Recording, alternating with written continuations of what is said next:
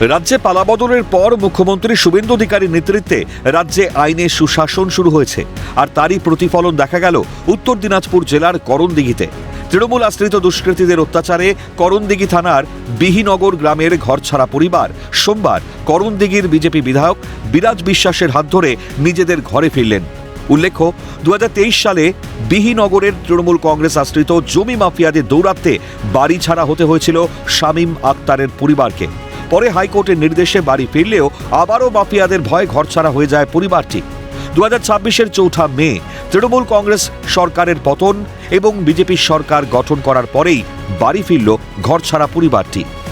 জমি মাফিয়াদের অত্যাচারে বাড়ি ছাড়া ছিলাম, মানে যেই তাণ্ডব আমার বাড়িতে চালিয়েছে, ওদের নামে কেস করে কিছু হয় না, আইন কোনো ব্যবস্থা নেয় না, ওপেন যেখানে সেখানে মারধর করবে, বিচার বসাবে, টাকা পয়সা করবে, জমি লুট, চাঁদাবাজি, তোলাবাজি, অনেক রকমের অভিযোগ আছে। প্রশাসন খতিয়ে দেখলে অনেক কিছুই পাবে।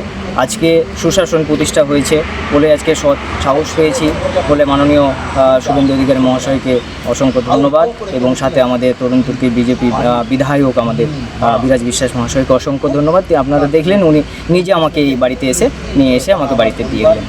আমি একটা কেস করেছিলাম, আমাদের একটা ঝামেলা করেছিল, তাতে কেস করতে গিয়ে সেদিনের পর থেকে আমি আর বাড়িতে ঢুকতে পারিনি। দিয়ে বাইরে থেকে আমি লড়াই চালাই, বাইরে থেকে খবর পাই যে আমার বাড়িঘর লুটপাট হচ্ছে, এভরিথিং লুট হচ্ছে, সব কিছু। আমি প্রশাসনকে ফোন করছি, চিঠি করি, দেখা করি, বাইরে কিছুতেই কিছু হয় না। বাধ্য হয়ে আমি হাইকোর্টে গেছিলাম।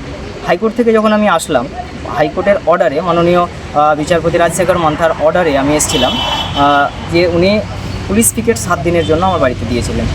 সেই অর্ডারে আসার পরে আমি দেখি আমার বাড়ি তো পুরো তছনছ, যেমন আমার টয়লেট পর্যন্ত সিল করে দেওয়া হয়েছে, জলের লাইন কেটে দিয়েছে, ডেস্ট্রয় করে দিয়েছে, ট্যাঙ্ক ফাটিয়ে, টিউবওয়েল নষ্ট করে, ইলেকট্রিসিটি কেটে দিয়ে এভরিথিং নষ্ট করে দিয়েছে আমার, যেন আমি একটা দিনও এখানে না থাকতে পারি। এবং ওপেন থ্রেট, পুলিশের সামনে আমাকে থ্রেট যে কদিন পুলিশ থাকবে, তারপরে কে বাঁচাবে তোদেরকে, এই জায়গায় জমি বিক্রি করে চলে যায় এখান থেকে, খবরদার এই জায়গাতে থাকবে না, এইরকম ব্যাপার।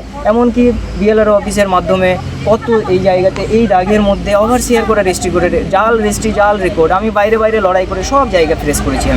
আমি যতটুকু জানি যে আমার এখানে যে সেই সময় যে খবরটা পরিবেশন করা হয়েছিল, তার জন্য সংবাদ মাধ্যমের উপর চাপ হয়েছিল, আমার যতটুকু নলেজে আছে এরকম ব্যাপার। কিন্তু তার জন্য যে আপনারা পাশে দাঁড়িয়েছিলেন, তার জন্য অসংখ্য ধন্যবাদ আপনাদেরকে। সেই সময় আপনারা পাশে দাঁড়িয়েছিলেন, আজও আপনাদের পেয়েছি। বাংলায় বিজেপি সরকার আইনের শাসন আনবে বলেছিল, এনেছে বললেন বিধায়ক বিরাজ বিশ্বাস। তৃণমূল কংগ্রেস সংখ্যালঘুকে শুধু ব্যবহার করে গেছে, এটা তার জলজ্যান্ত প্রমাণ। বাংলায় মাফিয়া রাজ্য শেষ, এবার রাম রাজ্য প্রতিষ্ঠা হবে বললেন বিধায়ক। এটা আমাদের যেটা আমরা বলেছিলাম যে আইনের শাসন আমরা নিয়ে আসবো, সেটাই একটা প্রথম ধাপ।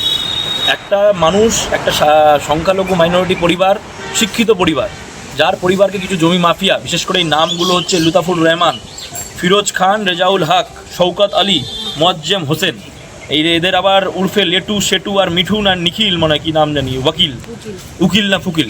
তো এই যে এই সকল দুষ্কৃতীরা পূর্বের যে বিধায়ক ছিল তারই নেতৃত্বাধীন এই জমিটাকে দখল করতে এসেছিল।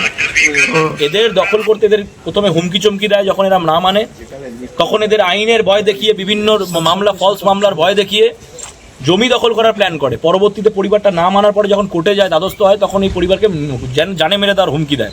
বাড়িতে একটা সামান্য বাচ্চাদের খেলনাটুকু পর্যন্ত নেই, যে বাথরুমটা যে ব্যবহার করবে সেই বাথরুমটাকে কংক্রিট দিয়ে সিল করে দিয়েছে। মানে চিন্তা করুন অসভ্যতামির কতটুকু নিচে নামতে পারে। মমতা ব্যানার্জির যে আদর্শ, যে সংখ্যালঘুকে খালি ব্যবহার করবে দুধাল গায়ে হিসাবে, এর বাইরে আর কিছু তাদের অস্তিত্ব নেই, এটা জলজন্ত প্রমাণ।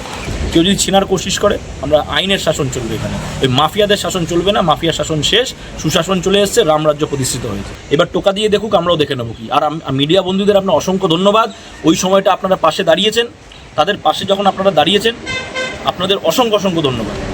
যে দলই সরকারে থাকুক না কেন, ঘরছাড়া মানুষদের ঘরে ফেরানো এবং অপরাধীদের দমন করা প্রশাসনের প্রধান কাজ।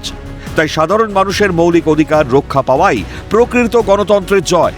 শামীম আক্তারের পরিবারের ঘরে ফেরা সেই অধিকারেরই পুনঃপ্রতিষ্ঠা। উত্তর দিনাজপুর থেকে নন্দদুলাল সরকারের রিপোর্ট, ক্যালকাটা নিউজ।